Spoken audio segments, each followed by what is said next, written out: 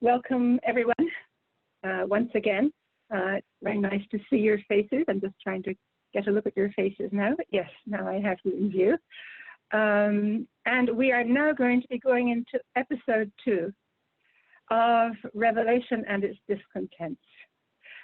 Last week, if I can very briefly sum up or just focus on the main point last week, we talked about the discontent that was inherent in Revelation.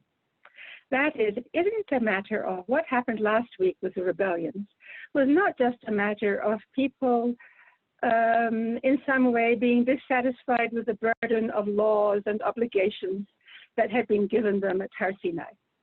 That was one suggestion, but the other suggestion was the one we followed, the one of the Davar, and that was that the people's reaction against Sinai, Vayis'u mehar Hashem, and they traveled away from the mountain of God. That was our basic verse. That was our proof text. They traveled away from the mountain of God. Should not be taken, and there's a whole Talmudic tradition about this, it shouldn't be taken just as a geographical statement that, of course, they started their travels in the desert. They moved away from the mountain. It shouldn't be read minimally, but it should actually be read maximally. It should be read with maximum intensity, that they traveled away from the mountain of God, Har Sinai, which is never called Har Hashem in any other place. It's called Har HaElokim, but not Har Hashem. They traveled away from the mountain of God just because it was the mountain of God. In other words, it's not the burden of law and obligation that they are fleeing, as one Midrash has it, that they were fleeing like a child flees from school, just in case God gives us any more laws. We don't want to hang around any longer here because we're afraid of more obligations. That it was one reading, and Ramban seems to settle on that, but the Davar suggests something totally different, that what they were running away from was actually the presence of God, the revelation of God. Not laws, not obligations, but oneg shehaya sham al Hashem. That's an extraordinary description of revelation. What was revelation? It was the bliss. I can't think of any better English word to translate oneg as it's meant here. Usually it's pleasure, delight, bliss. That is the French expression that Jacques Lacan, the French psychoanalyst, uses, jouissance. Jouissance is the word for absolute pleasure, for pleasure beyond all local pleasures. And that in some sense, that bliss, we can call it bliss, we could call it God, we can call a sense of what one's looking for in specific pleasures is very often something that transcends the specific pleasure. One's looking for something total. And there's a great desire for that. And at the same time, there's a great aversion to that built into such experiences where one has had a hitgalut, that is, one has been a revelation, which means that in a way one's been drowned out, one's been inundated by an experience that is beyond all particular experiences. But when one has such an experience, and it can be, for instance, many worldly experiences, I think, give us something of that, falling in love, the birth of one's first child. Yeah, there are many experiences that can give us a sense of being in touch with something essential and transcendent. One reaction that's built into that experience is very often a desire to run away from it, to get back to the familiar, ordinary world, the world in which I know where I am, where I know what the meanings are. I've got it all mapped out. And so that level of meaning is what we were focusing on last week. To the extent that, and I'll just make one more comment now. I don't know if I think we mentioned it last week, that there's a very strong word used in the text of the Torah to describe what the people did with God after the revelation. That ma'astem et Hashem asher b'kir b'chem. Ma'astem. That's really one of the strongest negative words that you can find to describe, what can I say, revulsion. That's a nice literary word, revulsion. God reproaches them, and he uses that expression, Ma'astem, you have reviled God who is in your midst. That is, in some sense, what we have here, the physical meaning of limos, at its most crude, is to vomit forth. And so, I don't want to actually say the words in English, it's better in Hebrew. Ma'astem et Hashem, who is inside you. In other words, you have in some way taken God into you. And some level, that's what it means to be exposed to a great revelation. Something has invaded you, and you've been very quick to throw it back. That there's something about it that's unbearable. And there is always somewhere that ambivalence. I want it, but on the other hand, I want anything but it. I want actually to get back to normal, to get back to Mitzrayim. Tov lanu shuv Mitzrayim. Now, what they said last week, what the people said, what we said, what human beings say last week was a much bigger statement than the one we're going to find this week. This week it's more specific. Then it was, you have reviled God. That's pretty total. You have reviled God. And also, what did we read there? Tov lanu b'Mitzrayim. It was good for us in Egypt. In other words, I love Egypt. And that expression, tov li, tov lanu, is a peculiar, it has a peculiar, particular meaning in Sefer Bamidbar. That's what I want to argue, and to pick it up this week. Tov lanu doesn't mean tov vara, good and evil in a metaphysical sense. It's tov lanu. It's what I find to be good, which, in other words, what I like, what I love. So the subjective suddenly makes a central appearance in Sefer Bamidbar. Tov and Ra were used in other senses before that. The tree of knowledge of good and evil, right? It's not so clear what that means. It probably means something more metaphysical, more ethical in a general sense. But this is personal. Sefer Bamidbar, the Midbar is the area where the people are getting to know their personal likes and dislikes. They're getting to know themselves. And one thing that is discovered here that God reveals to them after the revelation, after the great revelation, he reveals to them something much smaller and much less pretty. He says, you hate what is in you. You hate the God who is inside you. That when God, in other words, you can't bear yourself. On some level, you can't bear to have a sense of what it is to have been, to have had God in some way come into you. And you don't recognize the territory, and then there is that kind of revulsion. Law is actually a relief after that. Having to keep the specific laws actually comes as a kind of letting you down gently, right? You had an overwhelming experience, and suddenly you find you have to wash the dishes, you got married, and things, there are routines and there are duties, and that in a way softens that first experience of just being totally overwhelmed. And again, I want to say at every point that there's an ambivalence about this. That on one level, there's nothing one wants more than that. It's very individual. Perhaps some people want it more than others.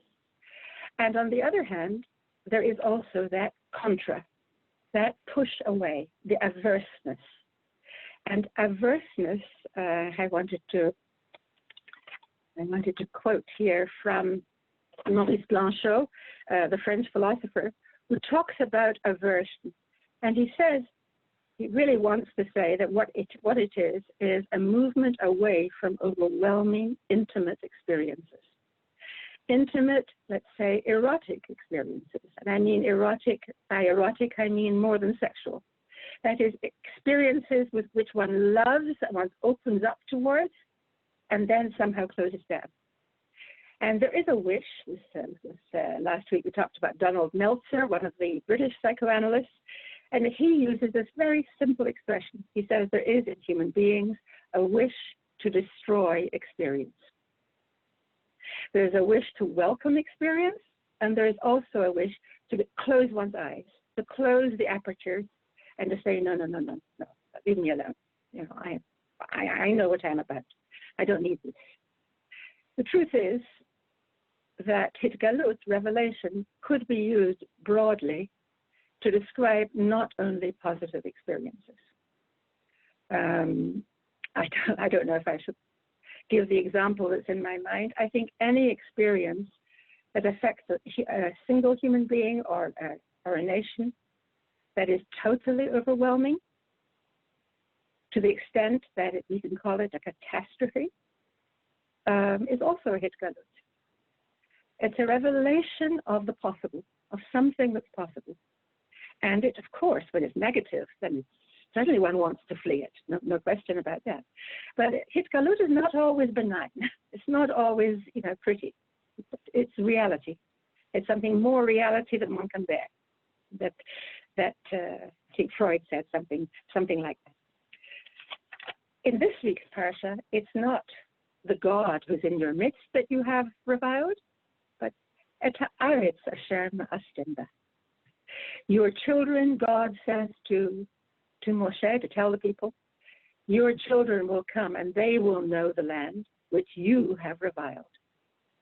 And there is that word now, that really absolute extreme word, limos, applies specifically to the land. So what we have this week is a complicated attitude towards Eretz Israel, which is described before it ever really comes onto the radar, before it ever appears within the frame of reality. It's described by God to Moshe at the burning bush. That was the first time the people were told about it officially, as Eretz Tova Uruchava, Eretz Zavat Chalav Udvash, as a good and spacious land, as opposed to the narrow, constricted space of Egypt, Mitzrayim, Mitzarim.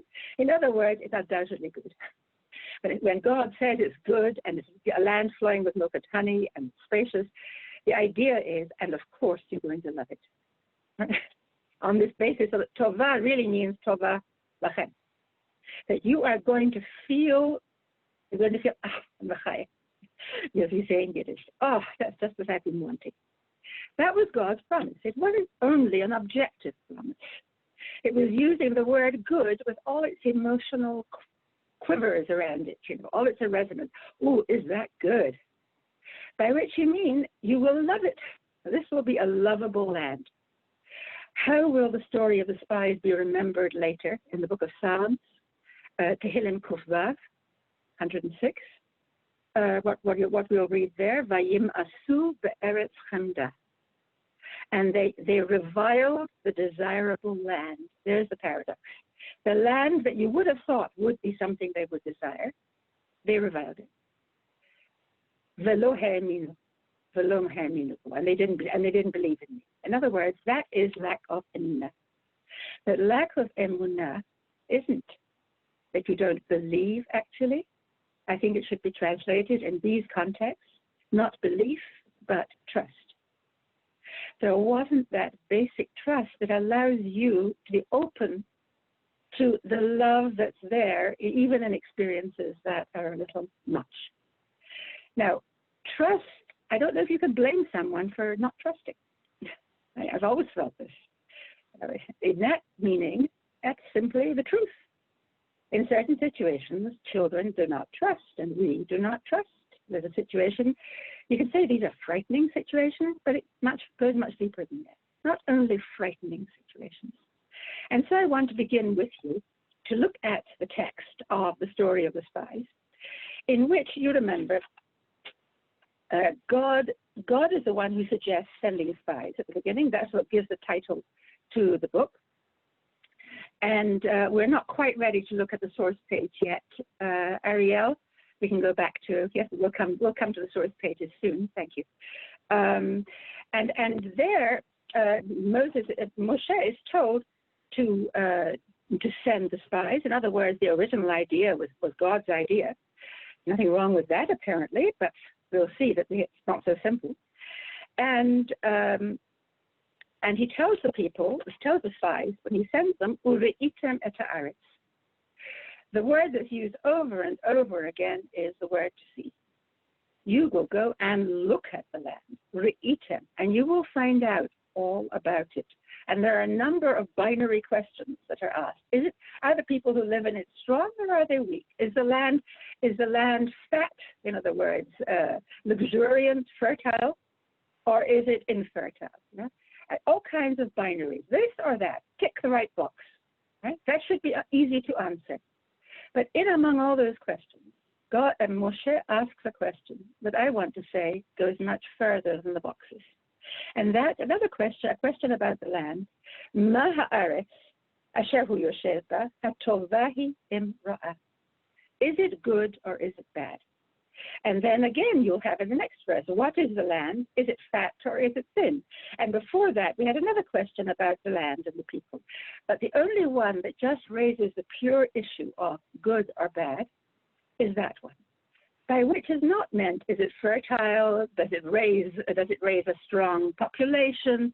And all the particular questions. That is, God, Moshe, in this case actually, has a certain sense that the really important question is, are you ready now to translate the word hatovahi as I would like to translate it? I haven't indoctrinated you yet, perhaps quite sufficiently. What Moshe really means by the question is it lovable to you or is it not lovable? Do you like it? On that, do you feel attracted to it? Beyond all the boxes, beyond the qualifications that you can fill in. What happens? They come back and they say, yes, we did see, we went and we saw. And they say, we came to the land, it's chapter 13, verse 27, I'm reading from the Torah now, and they told Moshe, we came to the land where you sent us, it is really a land flowing with milk and honey, and this is its fruit. Now that is an exemplary response. I can't not stop there for a moment.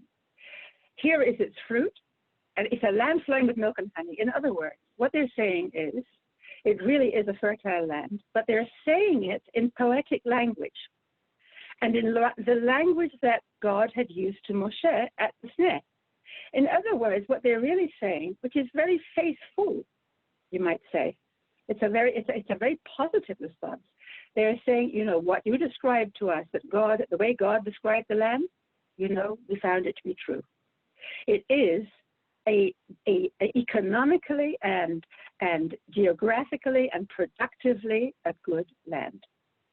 And so they vouch for all that by bringing back the fruit, which is enormously, gigantesquely big, according to Midrashic traditions, like all the advertisements for what's the name of the company? Or in any case, the Aliyah idea, the Zionist idea that it took, right? They make an illustration of two people carrying one branch of grapes, right? That's the Midrashic exaggeration of how wonderful the fruit is. But it's a kind of physical, material wonderfulness. But no sooner have they said that and shown it to the people. He said, yes, yes, yes, the Ephes, but no. We're really bringing us down to basic language here. What is Ephes? It's usually translated however.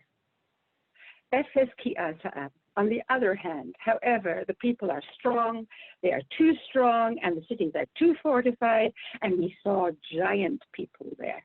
Yelidei anak, we saw there. We saw. They're constantly supporting themselves on eyewitness testimony. We saw it with our own eyes. And therefore, all the goodness of the land is irrelevant. That word, Ephes, is not however. However means, when you have a however situation, what you mean is, there is this, but there is also that. Yeah? And then you have actually a complex situation, an ambiguous situation. I would say that's okay. That's how we see things. We see this, and then we see that. But they use the word Ephes. And Ephes means zero. In computer lingo, it means delete. Yeah? Delete what we've just said is irrelevant. The fact is, we can't do it. It's just too much for us. So it sounds as if their one passion, their negative passion at this moment, is fear. It's just simple fear, which means lack of faith. But if we leave it at that, then I'm somehow very unsatisfied. I can't think that that's the reason they don't get to go into the land, because they couldn't summon up enough courage and to have faith in God. I think it's something rather different that's at stake here. The word Ephes refers to Afsei. Yeah? You have the expression in Tehillim. So it means the edges of something. You're going to the edges of the world of meaning now.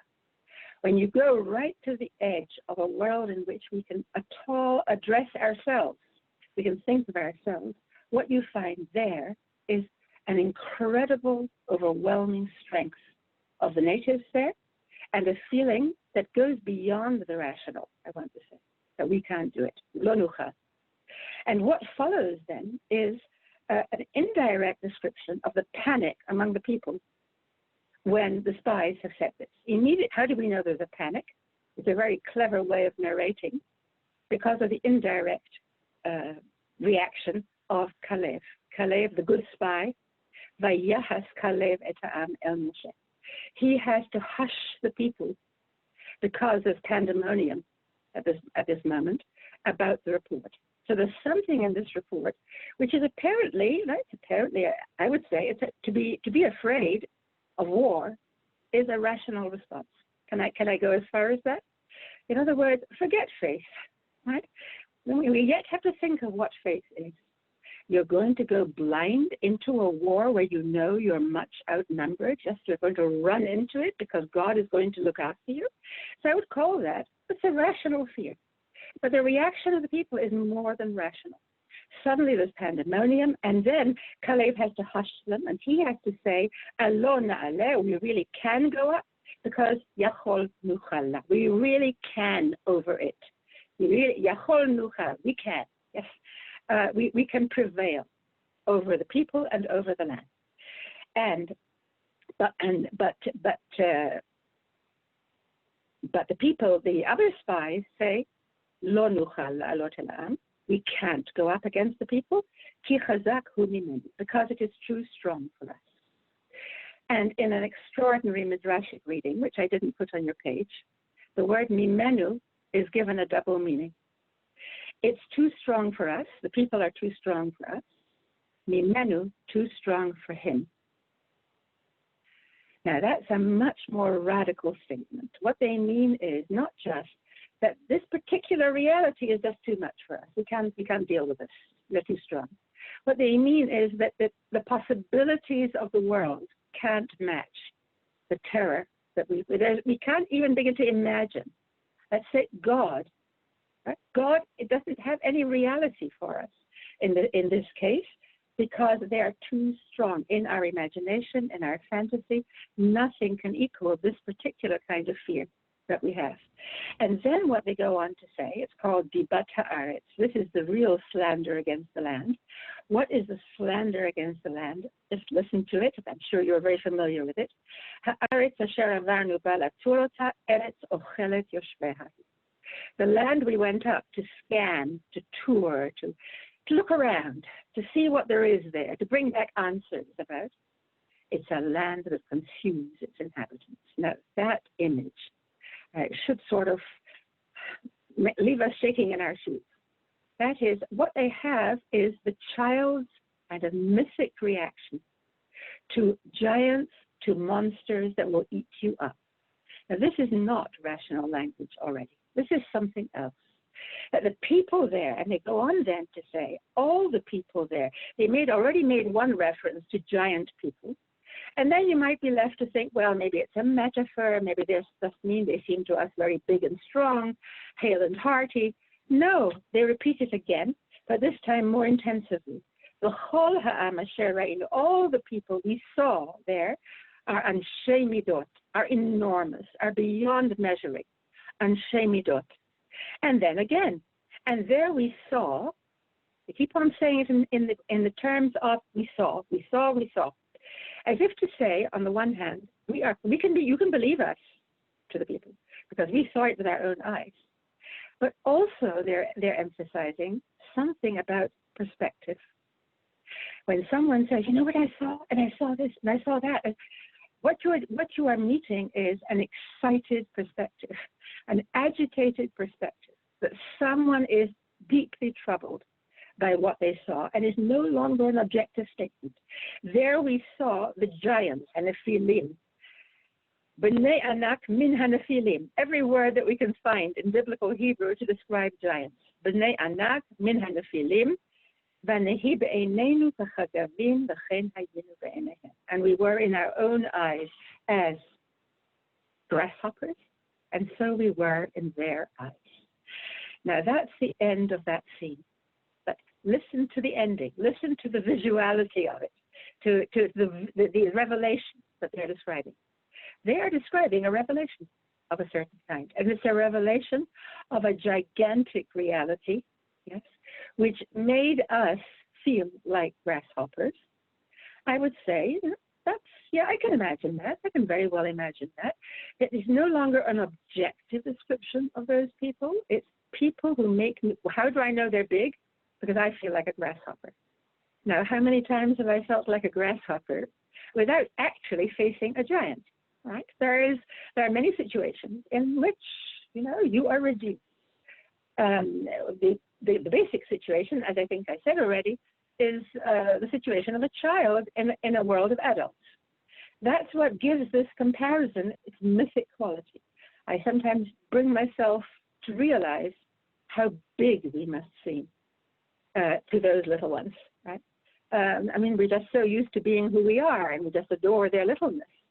But if you look at it from the other point of view, it's unimaginable. I suppose they get used to us, and they gradually catch up. But what it might do to their sense of inner power, of the ability even to say, I like and I don't like, when you're faced with something so powerful. Here, now please, Ariel, if you could put on the sources, I'm going to go straight to number 6. We'll back up afterwards. Number 6, an amazing Midrash, a little further down. Number 6, yes, Tanchuma. They said, we were in our own eyes as grasshoppers. God then said, you can see it in the translation too if you prefer. God then said, Vitarti aleha. All right, I can understand that. I'm not going to hold that against you, that you were in your own eyes, in your own perspective, like grasshoppers. But when you say, so we were in their eyes, there I am angry. Makpid ani. Makpid, it means there I, no. God says, no, just a minute. That's too much.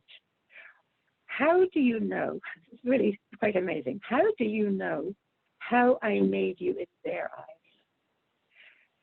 Perhaps how do you know that you weren't like angels in their eyes? Now, I think this Midrash is saying something extraordinarily interesting. It's a very early Midrash, rabbinic Midrash goes back a long way. It's a very early understanding of the power of perspective. That you are perfectly at liberty to talk about your own perspective and the limitations and fears of your own perspective. That's how things look to you. Okay. But how can you limit reality? By looking at the other person and projecting on the other person what you feel about yourself. Somewhere there, God says, that means rejecting me. I hope you understand what I'm saying. That the belief in God, trust in God, somewhere could be translated into a trust in reality, a trust in the possibilities of the world. That other people are unknown to me, but that doesn't always mean that they will concur with my worst opinion about myself. Yes. That maybe other people have their personal and idiosyncratic view of reality. They don't see things objectively either. So even if I feel one way, perhaps, and here's where the world opens up its possibilities. Perhaps there's such a thing as projection. Perhaps there's such a thing as transference for them too. Now that changes situations. When you don't paint the world exactly in the colors of your own perspective, right? You can respect your own perspective, but allow a space for something else. And allowing a space for something else is a place of trust, I want to say. That's where trust becomes possible. Possibly, I'm an angel in their eyes. Just think of that. There's no end to the wonders of the world. That people could look at me like an angel, but okay, let's just hold that open. Don't immediately rush to conclusions about such things. Now, I finished with that source now, and we can now continue with our argument. What happens after that? The people then go on, after having used this mythic language, they go on after that during the night. The people all lift up their voices, and they give forth their voices as a kind of, again, a pandemonium during the night. The oral, A-U-R-A-L, the auditory values of the story are very strong. The feeling that there's a kind of hum, I don't know what the word is, suddenly a feeling of things going on during the night in sound. What is it? And then you listen more closely and you realize, oh, they're crying. That sound is the sound of a whole nation weeping. And then we hear what they say. So gradually we focus in from an inchoate sound to weeping, and then to what they're saying in their weeping. They're complaining against Moshe and Aaron, all the children of Israel, and they're saying, the whole community are saying, Lu matnu be'eretz Mitzrayim. If only we had died in the land of Egypt. Now here we are no longer in the realm of the rational, I like to say. We were no longer there when it came to the giants already. And now clearly we are not.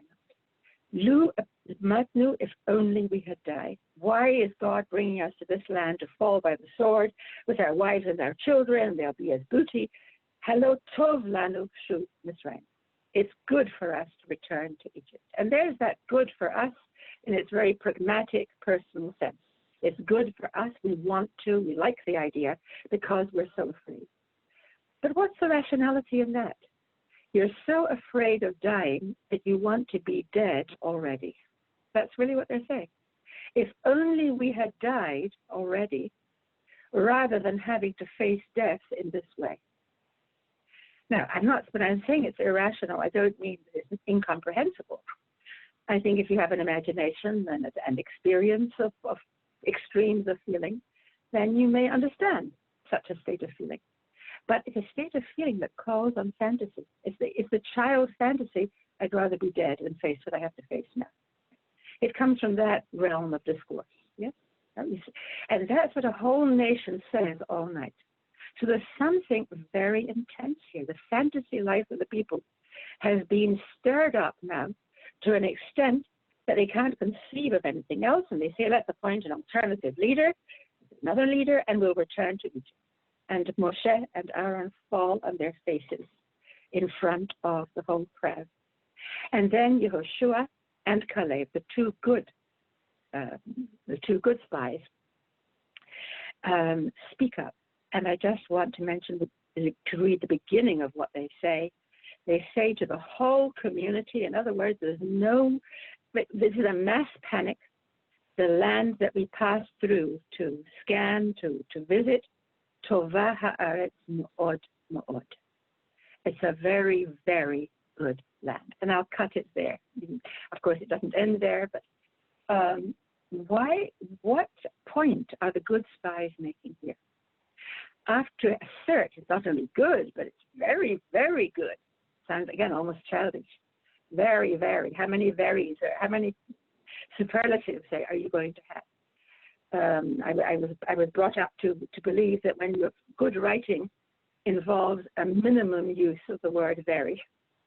If you use the word very, you're weakening the power of the adjective. Use good adjectives, good strong adjectives, rather than using the word very. However, a very, very good land.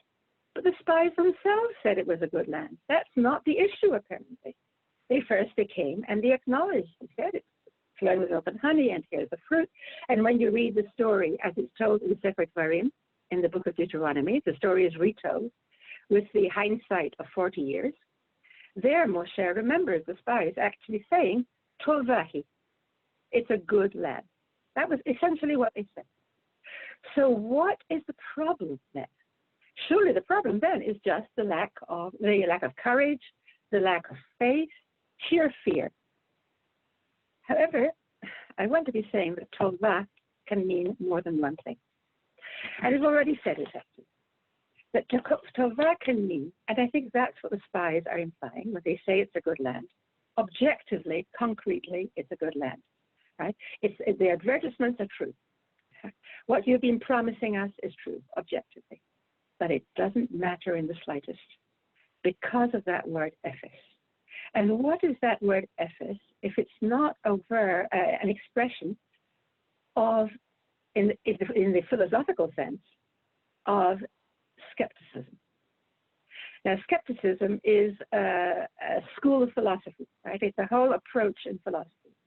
I'm thinking here, for instance, of the writings of Stanley Cavell, the American Jewish philosopher, quite extraordinary writings. He covers much in his philosophical range, including literature, Shakespeare, Emerson, music, opera, art. Everything in some way gets a philosophical reading and is affected by aesthetic values for him. And what he says about skepticism is basically, he says, how can you tell what really exists in the world and whether language applies to anything? In other words, can I make any kind of meaningful statement about anything? Because after all, the world out there, I have no link with it. I have no connection with it. There is me, and then there's not me. And the world out there is not me. So how can I say anything meaningful about it at all? So a skeptical approach would involve that. But then he goes on to say this.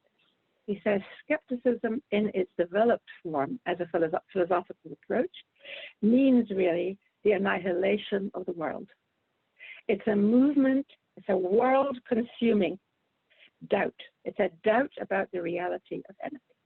So that everything in a way has to be approached with a sense of its absence, of its not being close to me, not being part of my present reality, and therefore I can't really believe in the future. The future is not there either. It's an unappeasable denial. It's, again, more than rational. There's a sense of it's unappeasable, meaning that I have a hunger to deny the world. I have a hunger somewhere to cancel out the beauty and the appeal and the lovability of the world, because the world can betray me at any moment. Because that in itself, that contains terror. That is a terror of too muchness. There's just too much of world, and I can't actually stand up against it. And so he talks about how the world has to be regained every day. I think that's a very Jewish statement. Sometimes his Jewishness really shows.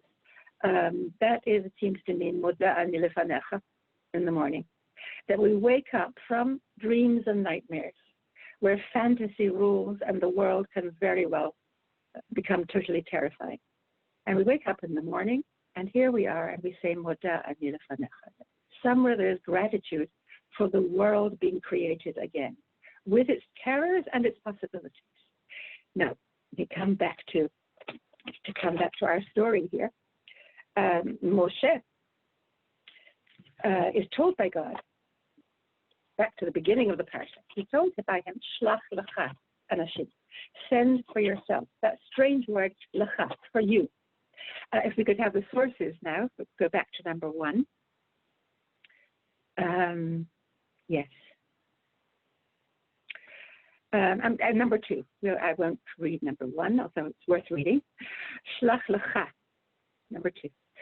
Send for yourself. And here Rashi translates from the Midrash. He translates the word lecha in 3 different ways, 3 synonyms for the word to you, for you. Ledatcha, on your opinion. It's up to you to decide whether to send spies.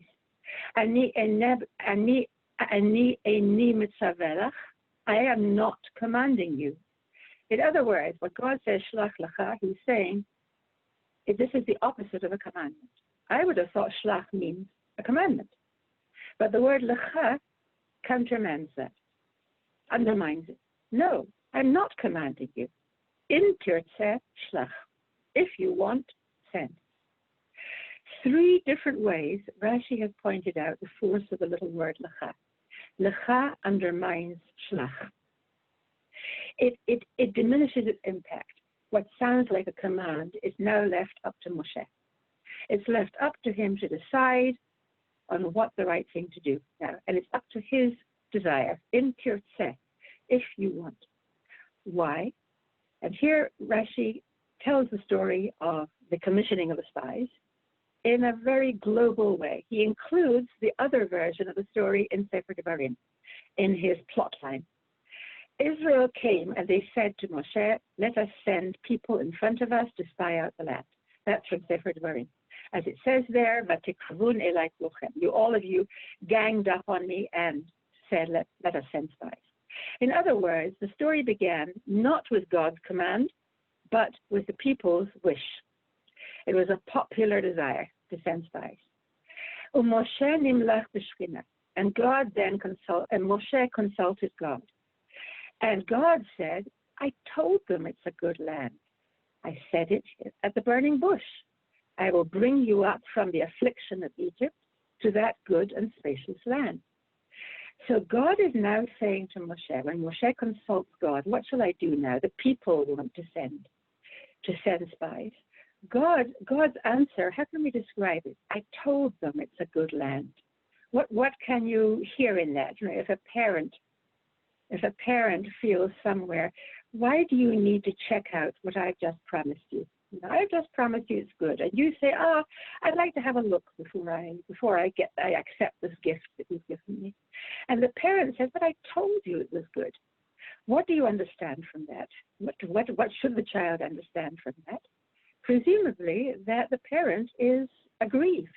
The parent feels disappointed in the child. What, you don't believe what I told you? You don't trust me? And so God goes on in this passage in Rashi, Chayehem, I swear, Chayehem is usually a very strong statement, but I will give them room for error in this issue of the spies, in order that they will not inherit the land. If they're so afraid of the negative, if they're so afraid of ethics, of annihilation, I'll give them an opportunity. I'll give them space for opting for ethics. In other words, let them send spies. Right? I'm not going to tell you don't. If that's what they want, then let them find out what that's all like, what that's all about. And so one reading of this is that God is saying in a rather sinister way, according to this Rashi, God is saying, I'll give them rope to hang themselves with. So that would be the harshest image for what we find in this. I'm giving them room for error. I'm giving them space for error. So they won't go into the land. If they had just gone without spies, things would have been different. Now, look now at number 3. All right, we'll look at number 3 now. Yes. Yes. How does Ramban read this whole story? I just wanted to point to it before returning to Rashi to see the contrast. Why did Moshe send the spies and ask them to notice, is it a good land or is it a bad land, when he had already told them God's promise? So Ramban gives a very limited description. He says, actually, this was not a bad idea, that Moshe was really thinking about the people's need to be convinced for themselves that it's a good land as a legitimate need. And he sent the spies in order that the spies should pay attention to the sheer goodness of the land. And so the whole people will rejoice and be reinvigorated about their aliyah, about going up into the land, b'simcha. In order they should see with their own eyes how good a land it is. In other words, Ramban doesn't think that the idea of sending spies is in itself a bad idea. That doesn't express distrust. That's simply a way of reinvigorating the people. They'll be so thrilled at what they're sure to see in the land. Moshe has no doubt that they'll bring back good reports according to this. What else can they see? They are, after all, a delicious land. It's a wonderful land. How can they not love it? In other words, his prejudice in favor of the land, his total faith, prevents him from understanding that the spies could come back with a more mixed review And he is unequivocally sure that they'll come back with a good report.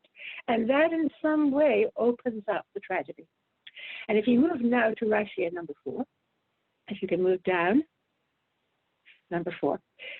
In Sefer Dvarim, in the second version of the story, Moshe says, and it was good in my eyes. That is, I liked the idea of sending the spy mission. And here, again, Rashi says, in my eyes, but not in the eyes of God. As if Moshe realizes when he says this, from my perspective, my judgment was that it was a good idea, but I was wrong. In the eyes of God, it wasn't a good idea.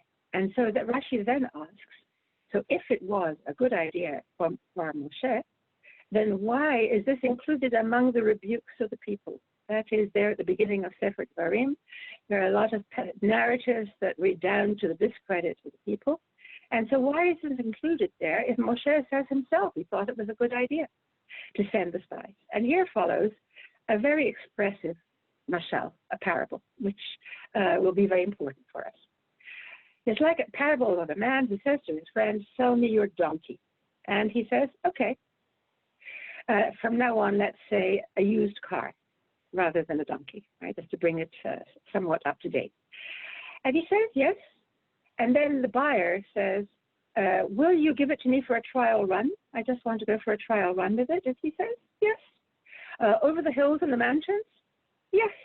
In other words, he keeps on making more and more claims to trying out the car. I really want to test it a little more and a little more. And then what is the hope? Why is the seller so very obliging? What is he really thinking? Right? This is game theory. This is a way of thinking. What am I thinking in a business transaction? I think, what are you thinking? What is the buyer thinking here? That when the seller. What is the seller thinking here? That when the buyer sees that I don't stop him in any way, but I let him test to his heart's desire as much as he likes, then surely the buyer will think to himself, the seller is very sure of the quality of his car. He must be very sure that the car is a good car. And therefore, if I keep being perfectly calm about all his demands, there will come the moment when he will simply say to me, oh, for goodness sake, just give me the car and take your money. I'm not going to test it out at all because I see, right, it's like a game of poker. Right? We have tried it out in words already. We don't have to actually do it. And that's what Moshe hoped would happen with the spy story. That the people would demand to send spies, and Moshe would remain as if he thinks it a very good idea. Why not? And he thinks that will put an end to their anxieties. And so I agreed to your words, and I hoped that you would change your mind about actually needing to send spies. And here is this surprise ending after this strong argument for the game of poker, or a certain way of playing the game. The only problem is it doesn't work. What happens is surprising at the end. That is, all my cleverness, Moshe has to acknowledge. I thought I understood you, and I had a way of dealing with you and your orneriness, your insistence on testing things. And I found a way of calming you. Turns out that your anxieties were much deeper than I had imagined. And not all my assurances could help you, and you really needed to send spies for this. Now, what emerges from this Midrash? Can we go back to the gallery view? Now we can take this off screen for a moment. What emerges from this is that Moshe very much underestimates the depth and the fantasy-ridden nature of the people's problem. That it's not a rational problem. If it were rational, then it could have been assuaged, it could have been calmed down by Moshe's cleverness. Accepts the idea. Well, that doesn't work. And Moshe doesn't realize that his understanding of the word Tovah is different from their understanding of the word Tovah. And that's where we're going now. And I'm going to speed up now a little bit. And by way of showing the great difference that there can be in the situation of the seller and the buyer, I want to look with you at the next source on your page. Yes, the source is number 5. Number 5. Yes. The Midrash Rabbi. Yes, go down in the next page. Yes. I'm just going to paraphrase it quite briefly. This is no longer a business transaction and is not a used car. This is a king who provided for his son a beautiful, aristocratic, and wealthy wife. It's another kind of transaction. It's a marriage brokering. And the king says to his son, you know, I've got a wonderful wife for you. And it has these 3 qualities. And the son says, I'll go and see her. I want to go and check her out. Because he didn't believe his father. Shelo hayam ma'amin le'aviv. Ma'amin le. Ma'amin le means to believe. And the father, of course, is offended. The father, huksha hadavar v'hira le'aviv. The father is offended, takes it personally. He says, but he thinks to himself, what can I do now? If I don't allow him to see the bride, then he will say, well, she must be very ugly. Right? He will understand from the fact that I'm blocking him that she must be very ugly. In other words, it's again this guessing game about what's going on in the mind of the other person. Therefore, my father doesn't want to show me the bride. And so in the end, what does the father say? You can see her, and you will know then if I lied to you.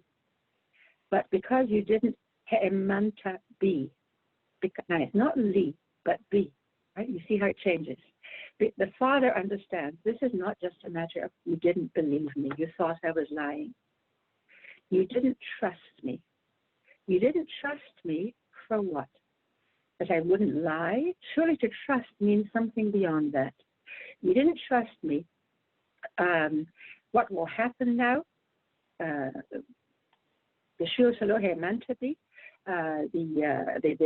penalty will be that you will never see her in your house. In other words, you can see her, you can note how beautiful she is, but you won't see her in the full sense of relationship, that you will really see her. But I'll give her instead to your son. Now there's a grotesque idea. Suddenly the used car becomes much more fraught when it comes to a wife.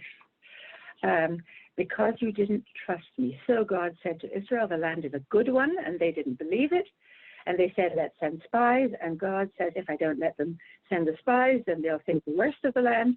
And all right, I swear that you can see the land, but not one of them will enter into it, only their children. I'll give it to their children. Now, that's all very well, giving the land to the children. But if you put it in the context of marrying the bride, who is now a young woman, to the children of the should have been bridegroom, then we are in grotesque territory. Now, then we're somewhere that just doesn't work at all. Right? Somewhere there has been in the son, in the prince, a very real rejection of life, a rejection of a possibility of life, of marrying the beautiful bride. You'll notice, of course, that that's the only part of the 3 qualities that he is in doubt of. He doesn't doubt that she's wealthy and doesn't doubt that she's aristocratic. He's willing to take his father's word for that. But what's really important to him is she beautiful? And here I would advocate for the son. This makes it much more complicated than the used car. Is it good or is it bad? What the son wants to know is she beautiful to me? Not is she objectively beautiful, but is she someone I can love? And that's something that we could really make an argument for. In Halacha, actually, even in the Talmud, there is quite a strong statement that a man shouldn't marry a woman until he has seen her. Seeing her really meaning until he has checked out, in some sense, that there is an attraction for him and presumably for her. Let's hope for her too. In other words, that idiosyncratic element of Tovah, what does it mean to be sure that this is good? Now means, from the point of view of the son, it means, is she beautiful in my eyes? And the father takes it personally as an act of distrust in him. perhaps plausibly in a traditional world, the father might be thinking, doesn't the son know that I know him very well? And doesn't he trust me that I would know what his taste is? I'm using the word taste. In other words, those aesthetic, emotional elements, that I know that too. Now, we haven't perhaps much patience for this kind of thinking in the modern world. In the modern world, we would say the son is demonstrating maturity by saying, I want to see her for myself. I want to see if she is beautiful for me. I think that's part of the implication there, certainly when we read the Midrash, and we can't exclude ourselves from the scene here. That the son is, on the one hand, he's acknowledging the complexities of what it is to be married. That is very important. Tov li. But the father, if he is God, doesn't he know what it? In other words, the other possibility is, right, one is that the son is demonstrating maturity, and the other is that the son is in some way, what can I say, unable to commit, as we say now, as they say in the United States, unable to commit. In other words, is congenitally suspicious, has something in him that always wants to check things out, and is incapable of that act that's called the act of trust, of thinking in some sense, well, my father is good for me, and God is good for me. That there is something good about what's out there, and perhaps, I'm not going to decide the case here. I think one can read it either way, that the son is right to make his demand, and that is going to be the way of the future. The Sefer Bamidbar introduces us increasingly into the idiosyncrasies of preference and judgment, and how the child who is not doing what the father really wanted is in a way growing up. That's exactly what the child is doing. The child is being allowed choice, and God knows that's a necessity now. There should be choice. And if the child makes a mistake, then the child will pay for it. Right? Somewhere that is part of what it means to grow up. So it's not horrifying, not a tragedy. It's actually part of the process of maturing that we witness here. And with this, I want to mention that the gigantesque nature of what the people see in the land. Right? They come back with this mythic horror of the giants in the land. There's a very interesting book called Marvelous Possessions by, I always forget his name when it comes to it. One moment. Marvelous Possessions. Greenblatt. Stephen Greenblatt. Stephen Greenblatt is a literary scholar who looks at history through complex eyes, and he tells us of the time of the records that there are of the first times when European sailors made contact with the New World, when they came to the New World, and around, I suppose, the 15th century. I think that was it. 15th century, Columbus and so on, came to the New World, discovered the New World, and used language in their diaries that is drawn from the story of the spies. That is, they saw the New World as the Holy Land, right? As an enormously prodigious place where the trees met the sky. These are all from their diaries, from their records, the records of those sailors, of something phenomenally great. It's a hitgalut. They had a hitgalut of nothing negative, but just overwhelming. It breaks all our schemes of meaning. Right? We don't anymore know what to think. Right? And there is about that. There's a feeling of that he quotes Stephen Greenblatt quotes from Milton's Paradise Lost. The words, these words. At once with joy and fear, my heart rebounds. At once with joy and fear. That ambivalent reaction in intense experience, at once with joy and fear. And Greenblatt, I think, very effectively also refers to the startle reflex in a baby. That's what the sailors experience. You know the startle reflex? Suddenly the whole body clenches up with a kind of spasm.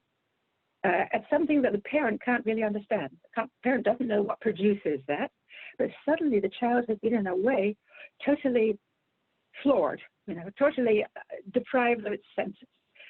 And I want to draw from that very eloquent account of Greenblatt's book the reverse understanding. What these sailors got from seeing the New World really is a reflection of what the spies saw when they saw the old world, the promised world, the world. And at that point, they were very sure that they were grasshoppers in the eyes of everyone. They were so overwhelmed that they were not capable of holding on to themselves in any sense. Very sure. Here I think of a line from Wallace Stevens. He says, we need to reclaim our ignorance. We need to see again with ignorant eye. Not to be so sure that we know what others are thinking and seeing. To allow that space, like a liberal space, a space for things being worse than I think and better than I think. Somewhere the joy and pain, the joy and fear that come together. Lemad l'shoncha lomar inni yodea. That's from the Talmud. Teach your tongue to say, I don't know. It's something I quote to myself a lot. I think I call that a tongue twister. It's a tongue twister to have to say the words, I don't know. It doesn't come easy. And it doesn't come easy. You trip over your own tongue when you say, what do you mean? I don't know. I am very sure of a certain thing. I don't know. Right? Somewhere that's a valuable habit of some kind. What we have then in the story of the spies is a reality in which, and I'd like to now set it up like this, in which Moshe sees the Aspaklaria Me'ira, that he sees through a clear glass. He is alone among all human beings in the world to have his view of things totally aligned with the view of God. God says it's Eretz Tovah, it's a good land, and he takes that in totally into himself, and he sees, as it were, without any distortions, without any ifs and buts, good is good. God used the word good, and that enters into him. Whereas everyone else, the Gemara in Yevamot says, including other prophets, is a universal that everyone sees ba'aspaklaria lo me'ira. Even prophets, even Miriam, for instance. It's in connection with that the Talmud says it. That Moshe is unique. Now, being unique means that it's rather dubious how he will be able to lead the people in crises. Because what he can't really understand is the inflections with which the people see. That people see through fantasy. That people, all human beings do, see through an unclear glass. That's the nature of who we are. That's what the human imagination is.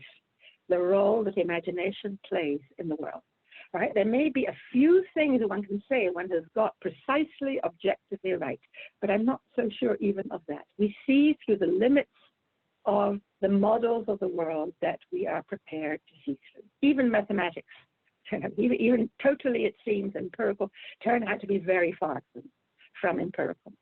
Now, that idea of the clear glass, I wanted to bring up against a use of the expression by Emerson, by Ralph Waldo Emerson, the great 19th century American transcendental philosopher and essayist. And I want to read you a short passage in English from one of his essays.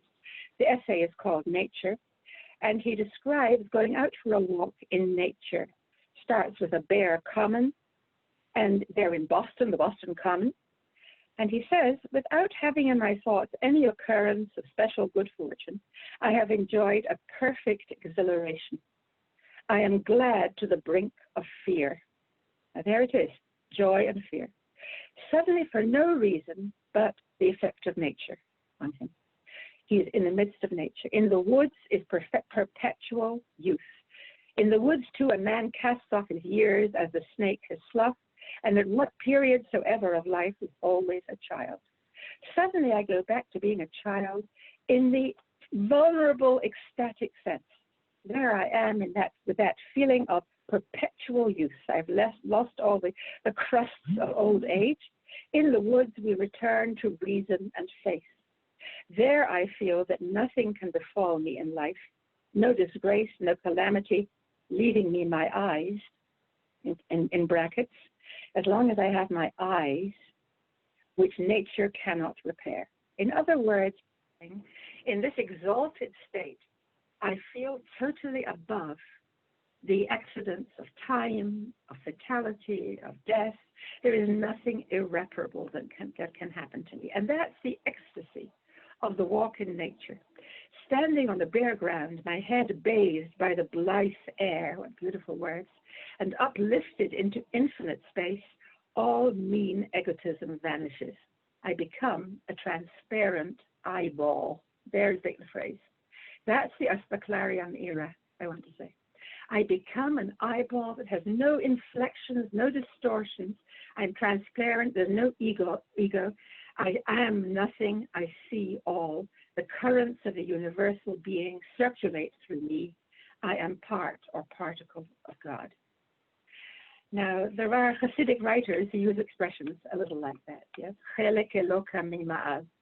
the experience of being part of the eternal, simply being part of the larger reality. Nothing, no ego, nothing peculiar, nothing singular about me.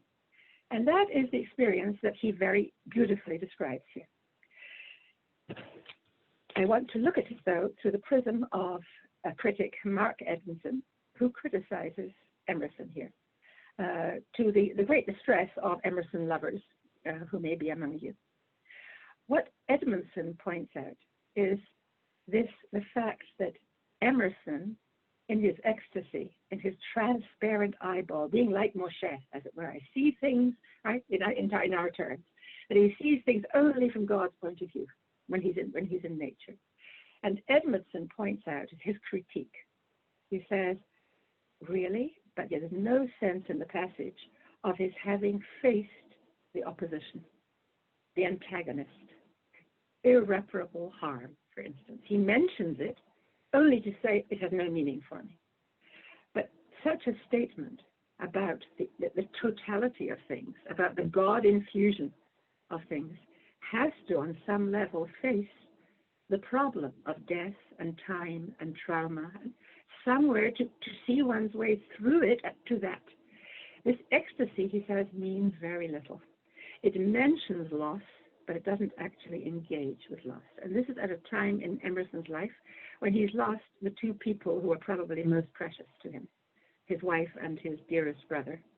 In other words, he knows about that, but he doesn't pay that any attention when he goes into his ecstasy.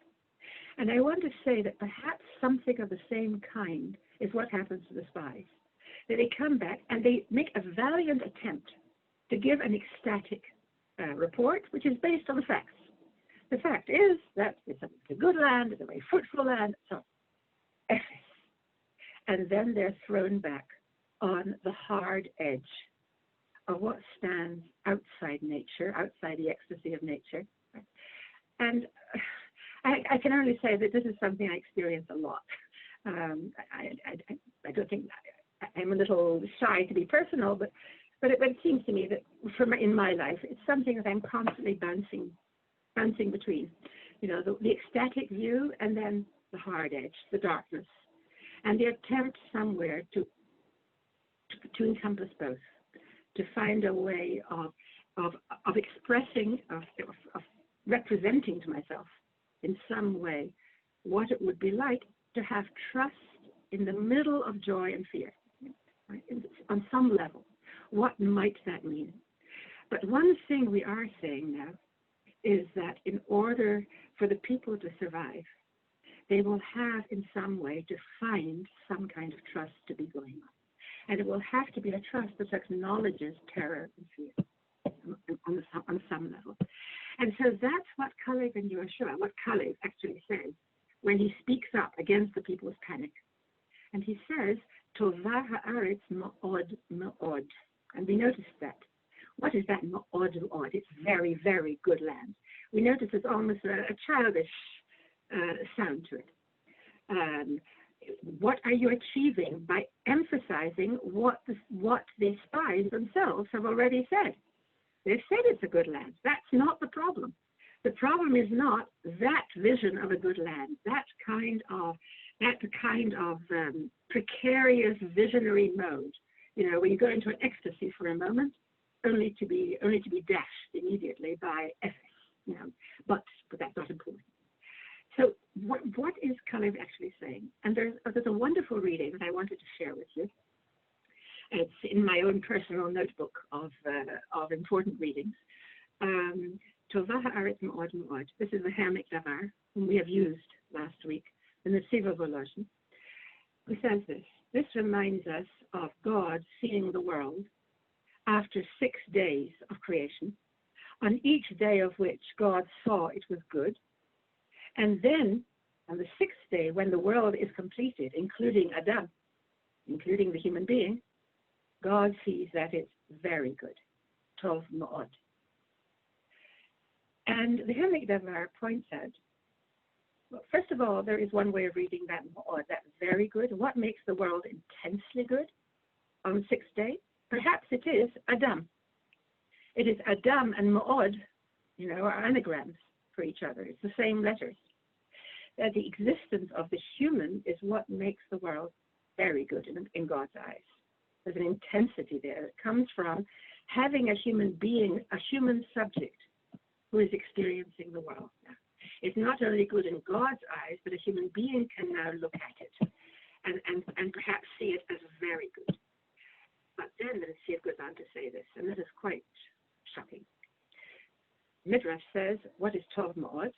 Ze Malach HaMavet. That's the angel of death. That is, the angel of death, the existence of death in the world, makes the world intensely, precariously, excruciatingly good.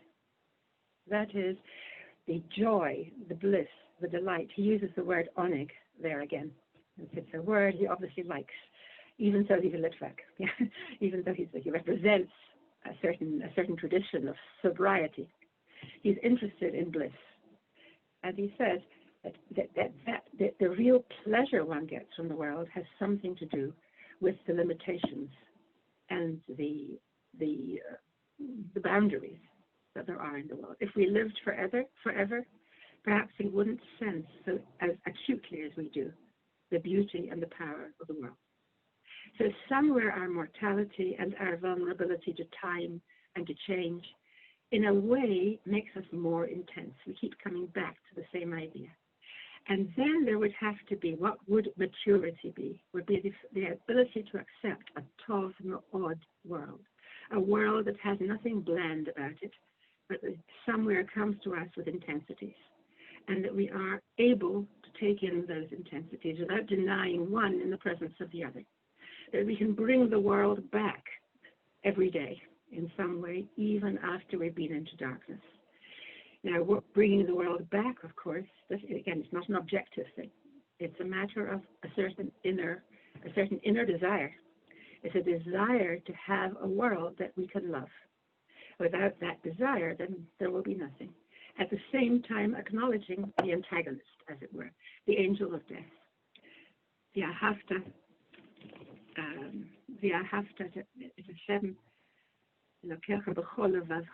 But with your whole heart. You should love the Lord your God with your whole heart. What is your whole heart? Again, traditionally, Midrash, Rashi. Why is it not libcha? You shall love with your whole lev. Lev is the word for heart. Why the double bet? Levav is the double heart. It's the Yetzer HaTov and the Yetzer Hara. That's the human being. That's the definition of the human being. That the only human being who has anything like a single heart and a single eye is Moshe. Right? He's almost a hypothetical human being. Right? There's something hypothetical about that. You know, we're not quite sure how to understand that. Right? Some up to a certain point he had that. But human beings have Yetzer HaTov, the Yetzer Hara. And what does that mean? It means what we've said up to now, that there is joy and there is fear. There is a sense of totality and there is a sense of limits. and somehow we live with both. But there is also love and hate. And I want to move towards finishing with that. There is love and hate. We love certain things, we hate other things. That's how we live. Freud would say love is when you want to swallow something. You want to take it into yourself. Right? Food you love. It's a kind of primal level of love. I want to take it into myself. Hate is when the opposite happens, right? As we said already at the beginning. Hate is, this doesn't sit well with me. I don't like this. Now, love and hate. And here I want to quote the great British psychoanalyst, whose work, again, is of extreme importance to me, Donald Winnicott, D.W. Winnicott, who discusses love and hate at many points in his books, in his thinking. The particular reference I have here is to his discussion of the necessity of acknowledging the aggression that we have in us. And that this problem of internal aggression, that we not only love, but we actually hate and destroy. There's a wish to destroy others. There's a hostility to others. There's a hostility to ourselves. And he traces it back to early childhood, as Freudians tend to do. I don't know how much of a Freudian he is. The idea then of the nursing period of human life, when the child is at the mother's breast. There is, of course, a great love of the mother's breast. There's a love of the milk. One takes things in, not only the food, but the beauty of the mother, as we tried to say last week. It's a blissful experience that one experiences. And at the same time, there's something about it that is destructive. Now, this is harder to engage with, perhaps. And that is that what the child, when he is loving the mother, is not loving the mother. Yes? The child is actually destroying the mother. He is grabbing what he can of the milk without any concern at all for the welfare of the mother. That's what it really is. Among all that, he is also consuming the beauty of the mother. But the child at this point is all id. Right? The child is all passion, is all, me. There's no question about that. And this can lead in sheer horror when the child grows up and realizes that he has that in himself as well, that the child, she, has something destructive, me, about in him or herself, to deny that entirely and to create oneself as a totally loving person. Who, me? And somewhere a sense then, in the end, what I do is project outwards all the destructiveness that I have in myself. I will say about others that they hate me, never recognizing that on some level I hate them. And here I want to look at the last Midrash that we'll look at together, if you can find it in the source page, number 7. Number 7. What does this answer to in the life of the people? Come back to the people. Number 7. In Sefer Dvarim, Moshe reminds the people of that night of weeping, of crying. The chiyashel chinam, the crying for nothing, where they cried beyond all reason. They cried about the world, about life itself.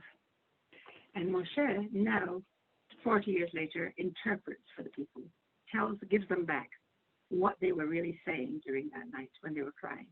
What were they really saying? And it's quite shocking. What you were saying was, B'sinat Hashem otanu hotzianu mi'eretz Mitzrayim. God brought us out of the land of Egypt because he hated us. Yeah, that is, I don't know if I did a poll now. How many of you are familiar with that pasuk? My guess is not many. But for some reason, we just slip over that pasuk. We don't want to acknowledge it. And that's what I'm talking about. That really Moshe says, after 40 years knowing the people, he says, what you meant in whatever you said was, what you really meant was, God hates us. This whole story of Yetziat Mitzrayim is a hate story. He took us out from Egypt in order to kill us in this excruciating way. just when we're about to come into possession. It's like some of those myths of the gods, in which the gods plan atrocious cruelties against certain human beings. And really, that's what you were saying. You were talking about how God is. Where did you get that idea? And so now look at Rashi. Rashi says, the reality is that God loved you, but you hated him. Atem sonin oto. And this is like someone who says of someone else, or put it like this, this is of someone who says about someone else what he feels about the other person. He puts it into the other person. In other words, Rashi is describing projection here. He says there is this dynamic that we now call projection, in which you say someone hates you when actually you hate them. And that's the repressed truth, that somewhere all the people's fear and love and attraction and repulsion doesn't want to acknowledge the repulsion, the destructive side, the will to destroy experience that's in themselves. And what Moshe is now doing to them is simply bringing them up face to face with their own hatred, their hatred of God, their unwillingness to take God into their world, into their lives, which means that they regard God as hating them. And perhaps feeling, of course, then that they are hate-worthy, that they are feeling that they hate themselves. That's a kind of corollary of this. And coming back to Winnicott would say about exactly this situation, that when patients turn up on his couch, one of the things that most needs doing is that people reach out and come into contact with their own aggression. They begin on some level to acknowledge it, to begin to realize that that is part of them. And if they don't, they'll just go around projecting onto other people. And also another effect of repression is depression. Repression leads to depression, that one is carrying an anger and a hatred around that one hasn't dealt with, one hasn't actually confronted. And in this sense, when Moshe says to the people, after 40 years, you hated, he said God hated you, which means you hated, he is really saying to them, I think you have matured enough to know yourselves now, to be able to hear me say this now, many, many years later. You weren't able at that time. But this is the core of the problem. And in some way, you have now got used to knowing yourselves enough to be able to say Tovli and Rani, to begin to notice what you like and what you don't like. And it's only after Moshe really kind of shed a spotlight on this in that extraordinary pasuk, the beginning of Sefer Dvarim, that we notice, and I think it's very interesting, that we notice, I think I finished to the source page now, Ariel, that we notice that Sefer Dvarim, this last book of the Torah, is full of references to God loving and desiring the people, and the people loving and desiring God. V'ahavta et Hashem Elokecha is probably the most famous of these, but notice again, v'ahavta b'chol levavcha, that now you're capable of loving with both sides of yourself, with the energy and passion that really comes from destructiveness. There's nothing as passionate as hate. So, bringing that somewhere alive in yourself and being able to use it to increase the intensity of love, so that love now becomes something really felt. And it's only here in Sefer Dvarim, after Moshe has pointed out that hatred that was hiding all along, it's after that we read about how God is chafetz b'chem and how God is chashek b'chem, right? Words for desire and equivalent words for the people's ahava, the people's love for God. It's as if a whole repertoire of religious feeling, right? A feeling that I don't know where it starts, whether it starts in the human world or it starts presumably in the human world, because it starts with acknowledging the ambivalence of one's emotional world, and being able to take on both sides, being able to, without one canceling out the other. In that way, one annihilates it's just a way of saying it. One negates negation. And one finds a way of getting beyond that simply annihilating backlash to ecstasy. That one somehow can hold those. And I want to finish, since we just have a couple of minutes, I want to finish, I won't look at it with you, but the Abarbanel you can look at yourselves. I hope you have the source pages, in which we have this. Moshe, said the Abarbanel, was somewhat responsible for the sin of the people of the spies. That is, he played a role in their distrust. How? He's part of it. He's implicit. I wouldn't say complicit, but implicit. How? Because he raised the issue of, is it good or is it bad? He raised the question, but he raised it in a kind of idealizing innocence of assuming there's only one right answer. Just go and look and you'll see how good it is. In other words, he didn't understand, and he led them into their problem nets by raising the question of, do you love it or do you hate it? And that is quite a different question for them than it would be for him. And the result is for him that when he's not allowed to go into the land in the end, and he begs God, he says, please let me cross over, and let me see that good land, which is on the other side of the Jordan. What he means by it, it's a very clever interpretation. It's a very illuminating interpretation. What he means by talking about that good land is, I don't need long life in the land. I don't need to eat its fruits. All I need is to go there and just be able to turn around to the people and say, you see I was right. It was a good land. I just want to demonstrate to the people how right I was in calling it a good land. You were wrong and I was right. And Moshe needs that.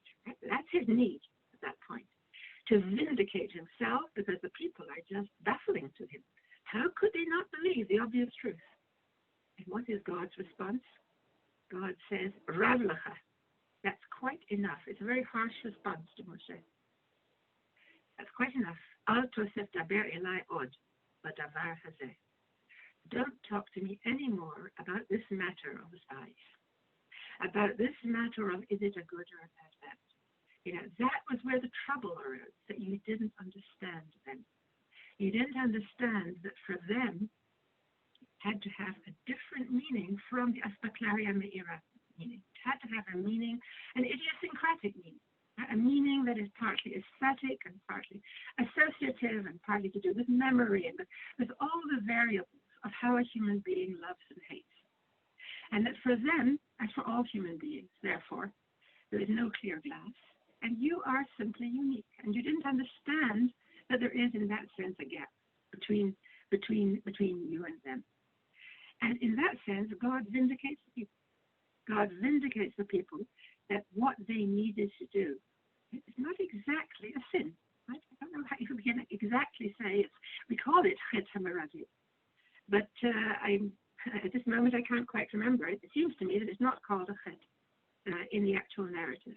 That is, they were set off now into a different world, into a world in which you can be aggressive, you can turn away from things, you can destroy experience, in which that is part of the world of choice. That's part of what there is available to a human being.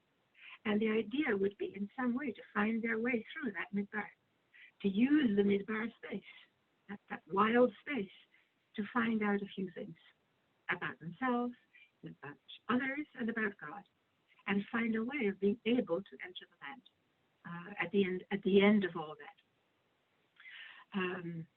I'll stop here. I think the best thing to do is, I don't know if you have questions.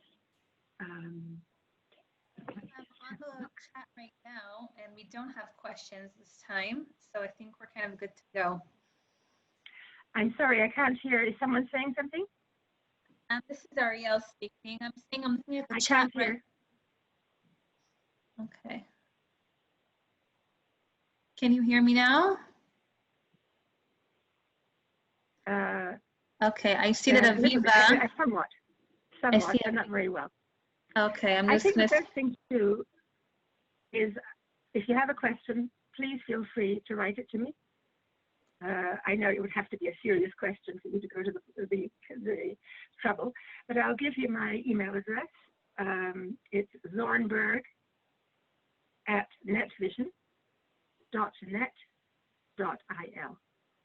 So Zornberg at netvision.net.il.